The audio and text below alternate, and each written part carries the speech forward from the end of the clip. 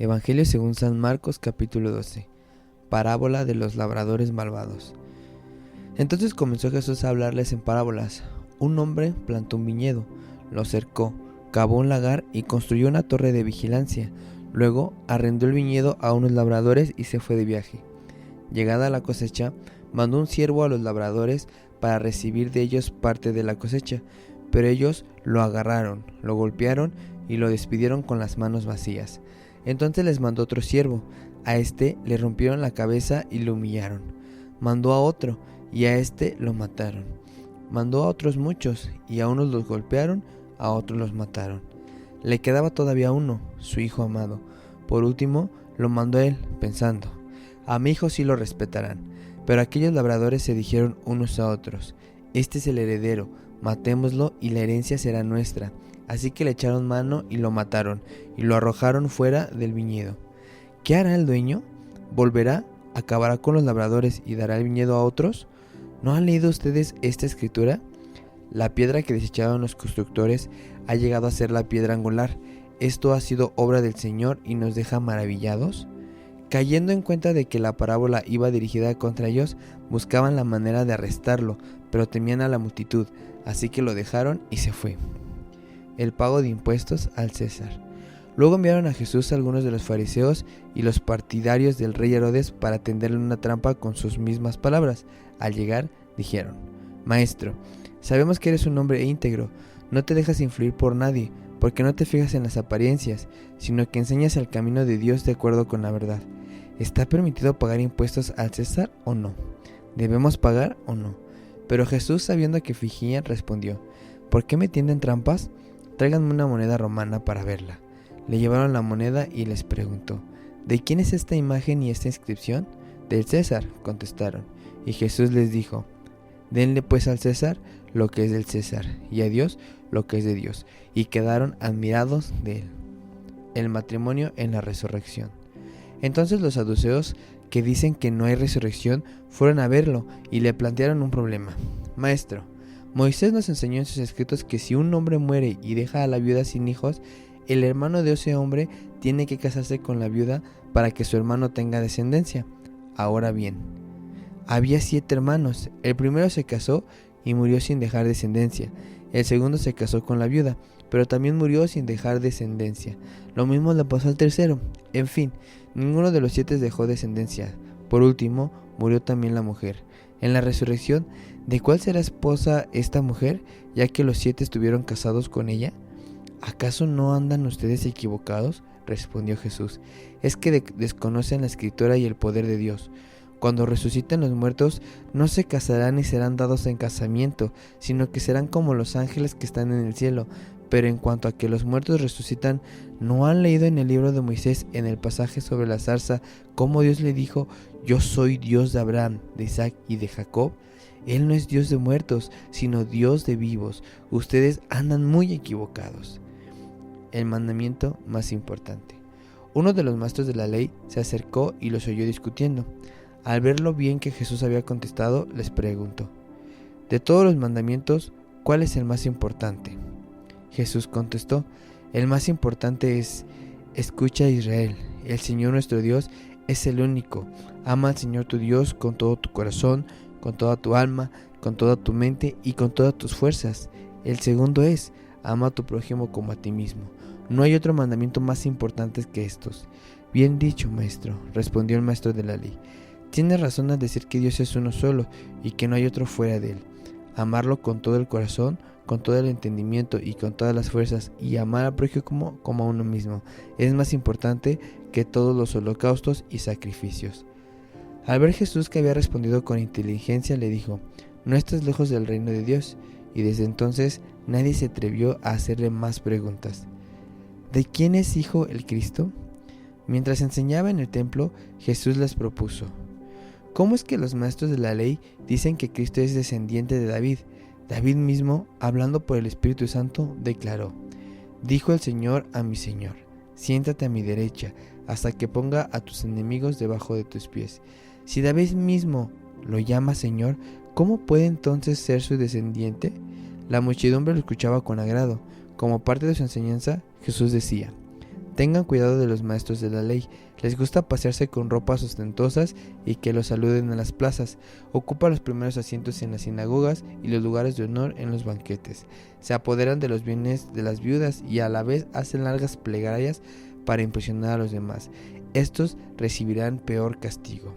La ofrenda de la viuda. Jesús se sentó frente al lugar donde se depositaban las ofrendas y estuvo observando cómo la gente echaba sus monedas en las alcancías del templo. Muchos ricos echaban grandes cantidades, pero una viuda pobre llegó y echó 2 moneditas de muy poco valor.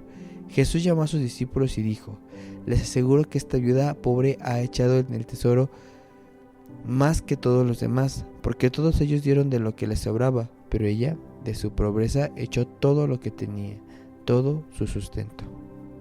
Marcos 13. Señales del fin del mundo. Cuando salió Jesús del templo, dijo uno de sus discípulos: mira, maestro, qué piedras, qué edificios. ¿Ves todos estos grandiosos edificios?, contestó Jesús. No quedará piedra sobre piedra, pues todo será derribado. Más tarde, estaba Jesús sentado en el monte de los Olivos, frente al templo, y Pedro, Santiago, Juan y Andrés le preguntaron en privado: dinos cuándo sucederá eso y cuál será la señal de que todo está a punto de cumplirse. Tengan cuidado, que nadie los engañe, comenzó Jesús a advertirles. Vendrán muchos que, usando mi nombre, dirán: yo soy, y engañarán a muchos. Cuando sepan de guerras y de rumores de guerra, no se alarmen. Es necesario que esto suceda, pero no será todavía el fin. Se levantará nación contra nación y reino contra reino. Habrá terremotos en diferentes lugares, también habrá hambre. Esto apenas será el comienzo de los dolores. Pero ustedes cuídense, los entregarán a los tribunales y los azotarán en las sinagogas. Por mi causa comparecerán ante gobernadores y reyes para dar testimonio ante ellos. Pero primero tendrá que predicarse el evangelio a todas las naciones, y cuando los arresten, no se preocupen de antemano por lo que van a decir, solo declaren lo que se les dé a decir en ese momento, porque no serán ustedes los que hablen, sino el Espíritu Santo. El hermano entregará la muerte al hermano, y el padre al hijo. Los hijos se rebelarán contra sus padres y harán que los maten. Por causa de mi nombre, todo el mundo los odiará, pero el que se mantenga firme hasta el fin será salvo. Ahora bien, cuando vean la abominación que causa destrucción, donde no debe estar el que lee, que lo entienda, entonces los que estén en Judea huyan a las montañas. El que esté en la azotea no baje ni entre en casa para llevarse nada, y el que esté en el campo no regrese para buscar su capa. Ay de las que estén embarazadas o amamantando en aquellos días. Oren para que esto no suceda en invierno, porque serán días de tribulación, como no la ha habido desde el principio, cuando Dios creó el mundo, ni la habrá jamás. Si el Señor no hubiera cortado esos días, nadie sobreviviría, pero por causa de los que Él ha elegido, los ha cortado. Entonces, si alguien les dice: miren, aquí está el Cristo, o miren, allí está, no lo crean, porque surgirán falsos cristos y falsos profetas que harán señales y milagros para engañar, de ser posible, aún a los elegidos. Así que tengan cuidado, se los he dicho a ustedes de antemano. Pero en aquellos días, después de esa tribulación, se oscurecerá el sol y no brillará más la luna, las estrellas caerán del cielo y los cuerpos celestes serán sacudidos. Verán entonces al Hijo del Hombre venir en las nubes con gran poder y gloria, y Él enviará a sus ángeles para reunir de los 4 vientos a los elegidos, desde los confines de la tierra hasta los confines del cielo. Aprendan de la higuera esta lección: tan pronto como se ponen tiernas sus ramas y brotan sus hojas, ustedes saben que el verano está cerca. Igualmente, cuando vean que suceden estas cosas, sepan que el tiempo está cerca a las puertas. Les aseguro que no pasará esta generación hasta que todas estas cosas sucedan. El cielo y la tierra pasarán, pero mis palabras jamás pasarán. Se desconoce el día y la hora. Pero en cuanto al día y la hora, nadie sabe, ni siquiera los ángeles en el cielo, ni el Hijo, sino solo el Padre. Estén alerta, manténganse despiertos, porque no saben cuándo llegará ese tiempo. Es como cuando un hombre sale de viaje y deja su casa al cuidado de sus siervos, cada uno con su tarea, y manda al portero que vigile. Por tanto, manténganse despiertos, porque no saben cuándo volverá el dueño de la casa, si al atardecer, o a la medianoche, o al canto del gallo, o al amanecer. No sea que venga de repente y los encuentre dormidos. Lo que les digo a ustedes, se los digo a todos. Manténganse despiertos. Capítulo 14. Una mujer unge a Jesús en Betania. Faltaban solo 2 días para la Pascua y para la fiesta de los panes sin levadura. Los jefes de los sacerdotes y los maestros de la ley buscaban con artimañas cómo arrestar a Jesús para matarlo. Por eso decían: no durante la fiesta, no sea que se amotine el pueblo. En Betania, mientras estaba él sentado a la mesa en casa de Simón, el que había tenido una enfermedad en la piel, llegó con una mujer con un frasco de alabastro lleno de un perfume muy costoso, hecho de nardo puro. Rompió el frasco y derramó el perfume sobre la cabeza de Jesús. Algunos de los presentes comentaban indignados: ¿para qué este desperdicio de perfume? Podía haberse vendido por el salario de más de un año de trabajo para dárselo a los pobres. Y le reprendían con severidad. Déjenla en paz, dijo Jesús. ¿Por qué la molestan? Ella ha hecho una obra hermosa conmigo. A los pobres siempre los tendrán con ustedes y podrán ayudarlo cuando quieran, pero a mí no me van a tener siempre. Ella hizo lo que pudo, ungió mi cuerpo de antemano, preparándolo para la sepultura. Les aseguro que en cualquier parte del mundo donde se predique el Evangelio, se contará también en memoria de esta mujer lo que ella hizo. Judas Iscariote, uno de los 12, fue a los jefes de los sacerdotes para entregarles a Jesús. Ellos se alegraron al oírlo y prometieron darle dinero, así que él buscaba la ocasión propicia para entregarlo. La cena del Señor. El primer día de la fiesta de los panes sin levadura, cuando se acostumbraba a sacrificar el cordero de la Pascua, los discípulos preguntaron a Jesús: ¿dónde quieres que vayamos a hacer los preparativos para que coman la Pascua? Él envió a 2 de sus discípulos con este encargo: vayan a la ciudad y les saldrá al encuentro un hombre que lleva un cántaro de agua, síganlo, y allí donde entre díganle al dueño: el maestro pregunta, ¿dónde está mi sala en la que voy a comer la Pascua con mis discípulos? Él les mostrará en la planta alta una sala amplia, amueblada y arreglada. Preparen allí nuestra cena. Los discípulos salieron, entraron en la ciudad y encontraron todo y tal como les había dicho Jesús, así que prepararon la Pascua. Al anochecer, Jesús llegó con los 12. Mientras estaban sentados a la mesa comiendo, dijo: les aseguro que uno de ustedes que está comiendo conmigo me va a traicionar. Ellos se pusieron tristes y uno tras otro empezaron a preguntarle: ¿acaso seré yo? Es uno de los 12, contestó, uno que moja el pan conmigo en el plato. El Hijo del Hombre se irá, tal como está escrito de él, pero ay de aquel que lo traiciona, más le valdría a ese hombre no haber nacido.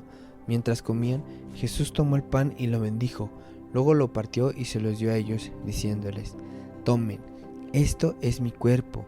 Después tomó una copa, dio gracias, se la pasó a ellos y todos bebieron de ella. Esta es mi sangre del pacto, que es derramada por muchos, dijo. Les aseguro que no volveré a beber del fruto de la vid hasta aquel día en que beba el vino nuevo en el reino de Dios. Después de cantar los salmos, salieron al monte de los olivos. Jesús predice la negación de Pedro. Todos ustedes me abandonarán, dijo Jesús, porque está escrito: heriré al pastor y se dispersarán las ovejas. Pero después de que yo resucite, iré delante de ustedes a Galilea. Aunque todos te abandonen, yo no, declaró Pedro. Te aseguro, le contestó Jesús, que hoy, esta misma noche, antes de que el gallo cante por segunda vez, me negarás 3 veces. Aunque tenga que morir contigo, insistió Pedro con vehemencia. Jamás te negaré. Y los demás dijeron lo mismo. Getsemaní. Fueron a un lugar llamado Getsemaní, y Jesús dijo a sus discípulos: siéntense aquí mientras yo oro. Se llevó a Pedro, a Santiago y a Juan, y comenzó a sentir temor y angustia. Es tal la angustia que me invade que siento morir, dijo. Quédense aquí y manténganse despiertos. Yendo un poco más allá, se postró en tierra y empezó a orar que, de ser posible, no tuviera que pasar por aquella hora. Decía: Abba, Padre, todo es posible para ti. No me hagas beber este trago amargo, pero no sea lo que yo quiero, sino lo que tú quieres. Luego volvió a sus discípulos y los encontró dormidos. Simón, dijo a Pedro: ¿estás dormido? ¿No pudiste mantenerte despierto ni una hora? Permanezcan despiertos y oren para que no caigan en tentación. El espíritu está dispuesto, pero el cuerpo es débil. Una vez más se retiró e hizo la misma oración.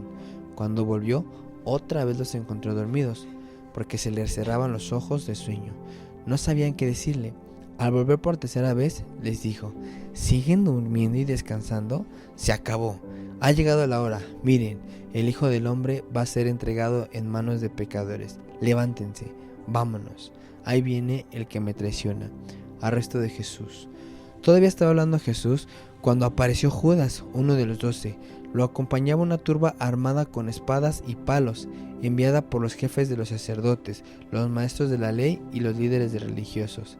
El traidor había dado esta contraseña: al que le dé un beso, ese es, arréstenlo y llévenselo bien asegurado. Tan pronto como llegó, Judas se acercó a Jesús y dijo: Rabí, y lo besó. Entonces los hombres prendieron a Jesús, pero uno de los que estaba allí desenfundó la espada e hirió al siervo del sumo sacerdote cortándole la oreja. ¿Acaso soy un bandido?, dijo Jesús, para que vengan con espadas y palos a arrestarme. Todos los días estaba con ustedes, enseñando en el templo, y no me arrestaron, pero es preciso que se cumplan las escrituras. Entonces todos lo abandonaron y huyeron. Cierto joven que se cubría con solo una sábana iba siguiendo a Jesús. Lo detuvieron, pero él soltó la sábana y escapó desnudo. Jesús ante el consejo. Llevaron a Jesús ante el sumo sacerdote y se reunieron allí todos los jefes de los sacerdotes, los líderes religiosos y los maestros de la ley. Pedro lo siguió desde lejos hasta dentro del patio del sumo sacerdote. Allí se sentó con los guardias y se calentó junto al fuego. Los jefes de los sacerdotes y el consejo en pleno buscaban alguna prueba contra Jesús para poder condenarlo a muerte, pero no lo encontraban. Muchos testificaban falsamente contra él, pero sus declaraciones no coincidían. Entonces unos decidieron dar este falso testimonio contra él. Nosotros le oímos decir: destruiré este templo hecho por hombres y en 3 días construiré otro, no hecho por hombres. Pero aún así concordaban sus declaraciones. Poniéndose en pie en el medio, el sumo sacerdote interrogó a Jesús: ¿No vas a responder? ¿Qué significan estas denuncias en tu contra? Pero Jesús se quedó callado y no contestó nada. ¿Eres el Cristo, el Hijo del Bendito?, preguntó de nuevo el sumo sacerdote. Sí, yo soy, dijo Jesús, y ustedes verán al Hijo del Hombre sentado a la derecha del Todopoderoso y viniendo en las nubes del cielo.